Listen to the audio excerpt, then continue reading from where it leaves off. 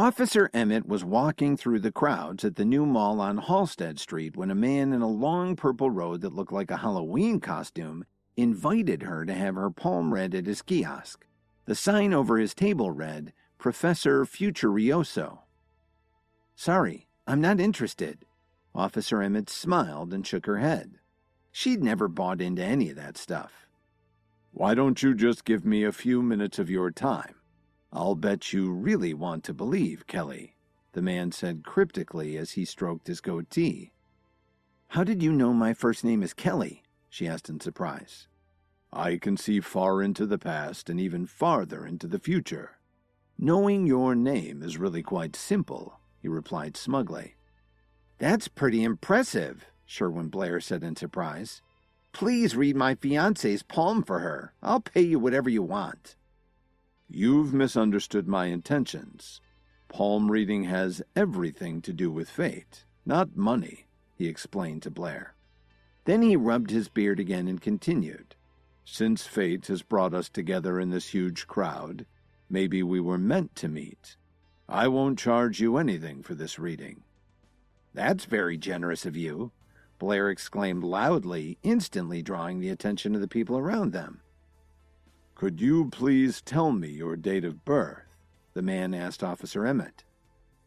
"January 14th, 1992, she answered excitedly. She really didn't have that much going on today, so she might as well have a little fun. They walked over to his kiosk, and Officer Emmett sat down across from Professor Futurioso.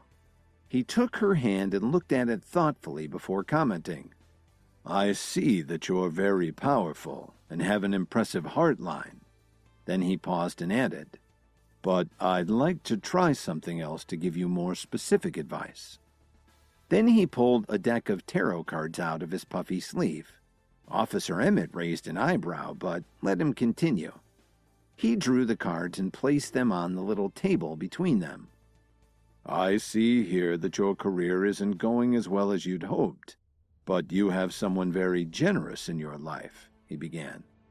Then he put a tower card on the table and said, "But something has brought disaster into your life."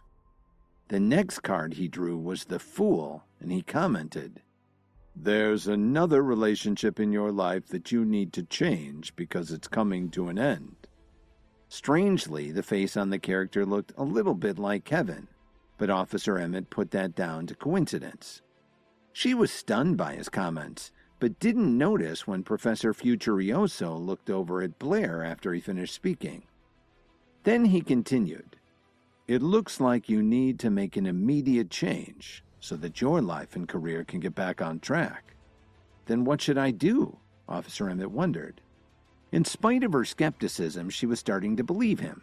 It was true that she'd had a lot of setbacks at work, especially her failure to make any progress with the Myriads or the Alliance.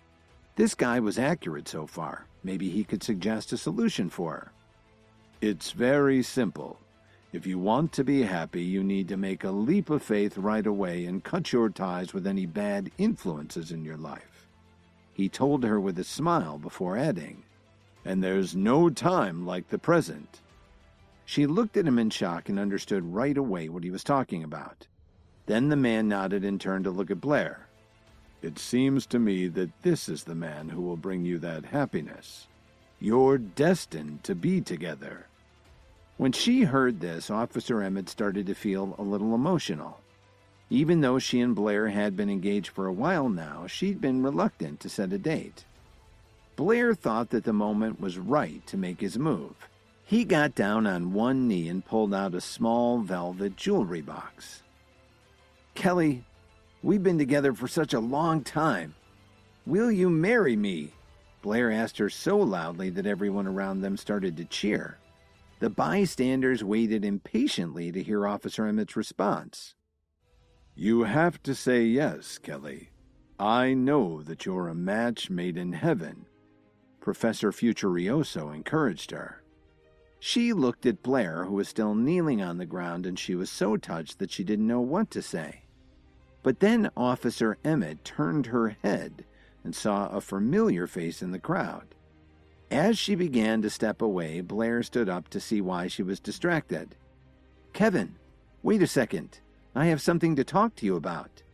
Officer Emmett called out as she walked over to him. What's this guy doing here? Blair asked angrily as he gave Professor Futurioso a dirty look. Officer Emmett hadn't figured out that Blair had actually hired the tarot reader and had set the whole thing up. Have you been looking for me? Kevin inquired. At the same time, he squinted a little as he happened to notice that Blair and the tarot reader were whispering to each other. I wanted to ask you if you happen to have a power pill on you, she said hesitantly.